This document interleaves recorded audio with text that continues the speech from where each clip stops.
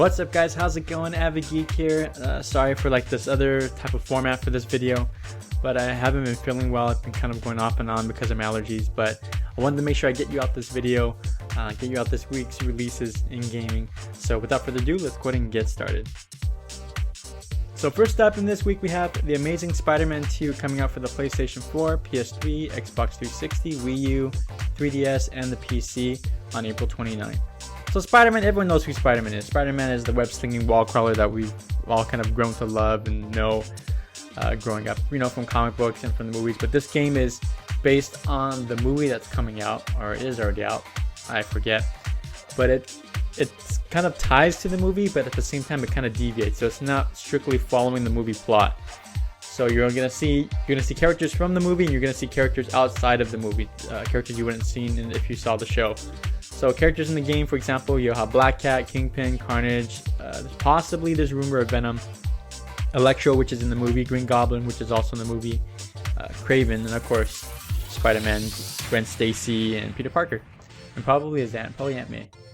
So it doesn't really follow the plot of the movie, it kind of loosely follows that, plus its own stuff it wants to input on the game, and then it also has some side missions with the game itself. So you'll be doing a lot of side missions, a lot of like rescuing civilians, jumping on cars, the same stuff we've kind of played in other previous Spider-Man games. One of the things I thought was strange was the fact that Spider-Man didn't, when he web-slinged across from building to building, the first Amazing Spider-Man game, for the first movie, his web didn't attach to any of the buildings, it was just kind of going straight up to midair. So they're kind of touting that as a great upgrade for this game, which is weird because they did it before on the old Spider-Man 2 movie game. So I don't know why they couldn't do it at the first one on The Amazing Spider-Man and why that's such a big deal for the second one. But it doesn't really matter. If you like Spider-Man, if you like comic books, if you like the Spider-Man movie that's out, you probably like this game. It's Spider-Man all over the place. Yeah, some of the lore has changed because it's more tied to the movie than the comic books. Their kind of iteration of it. But anyways, if you like Spider-Man, this is a great game to pick up probably. So next up we have Daylight coming out for the PlayStation 4 and PC on April 29th. So Daylight's an indie game, and those of you who know who Jessica Chobot is, she's actually the writer, I believe the voice actor, and kind of a co-developer for this game. Jessica Chobot was originally on, well, from what I remember, her was on IGN on the Daily Fix. She used to do a lot of the news and stuff like that, and then she moved on to another show, and then she's now part of the Nerdist news channel, I believe, and now she's doing her own game, Daylight. So there's a picture, I probably showed it already. But Daylight is a horror game which takes place in an abandoned hospital where you kind of solve a mystery. So you kind of wake up in this abandoned hospital with only your phone and maybe some glow sticks that you happen to find, and you have to solve this kind of past that happened to the hospital there. What's neat about this game, well, before I get to what's neat about this game pretty much deals with a lot of the same stuff we've already seen. You know, it's you by yourself in a lowly dark room, you run around, you hear creepy sounds, creepy noises, and you have to solve some kind of puzzle. But this game is interesting in the fact that each time you play the game, the level itself is randomly generated. So, like Minecraft, right? The levels are randomly generated, the world. In this case, it's the levels themselves that will be randomly generated. So each game won't look the same. Each level won't look the same. You'll have to, if you start the first game and you have to go to the left and you go to the right and then you want to play it again, you know the whole thing's going to be changed around. So depending on how the game handles that. I haven't really heard too much about the game as how it plays very well, if it doesn't or not, or how well that generation works. But I've seen a couple of playthroughs on this game, and it looks interesting. It looks like a really interesting game. I don't like scary games, but if you like scary games, check it out.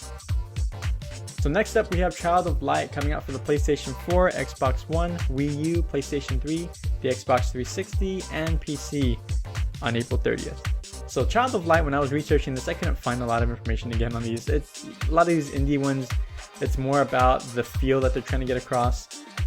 But not much as far as the mechanics or how it's being played. Well, what I found out is you play this princess named Aurora. She wakes up in this dream world, and she thinks she's in a dream. But what she ends up finding out is that she's not in a dream. She's actually in this world, this physical world, and she needs to get through it to get out of it. So she needs to save, I think, her dad or her kingdom to get through the game.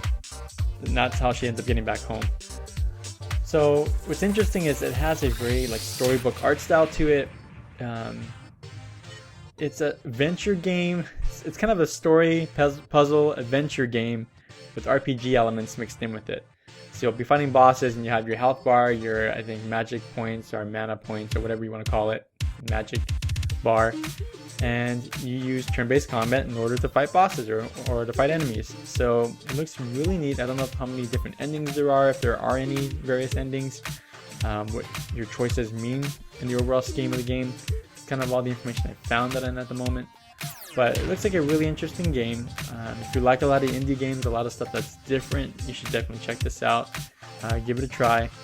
Hopefully they'll release a demo, you can try to test it out.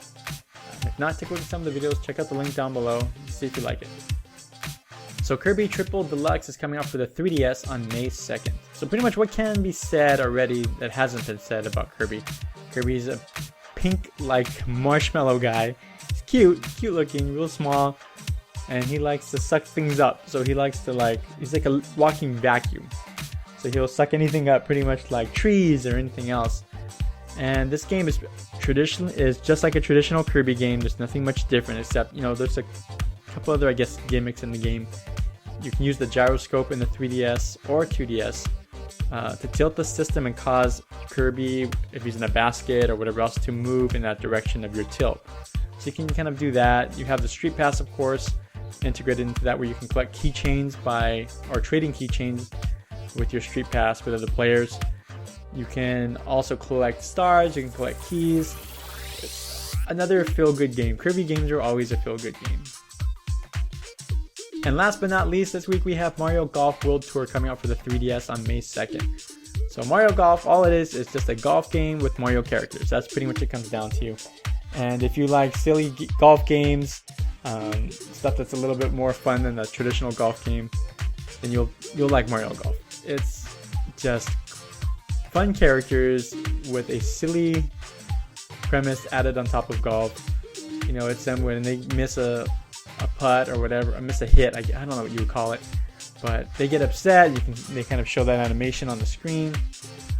You can use your Mii character in there and play the game as well. I don't know if there's any multiplayer in it. I'm hoping there is.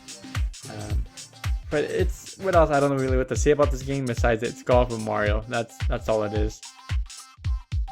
Alright guys, so that's it for this week's Release Tuesday. Thank you so much for watching this video. Thank you for listening to my voice.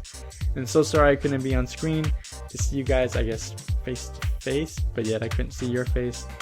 Anyways, thanks for watching, guys. I really appreciate it. Don't forget to like, comment, subscribe. Don't forget to hit that subscribe button. It means a lot to me. And that way you can take a look and see all the videos that are coming out on my channel. I'm trying to do much more. I'm just trying to arrange my schedule because I've been really busy with a lot of different things lately.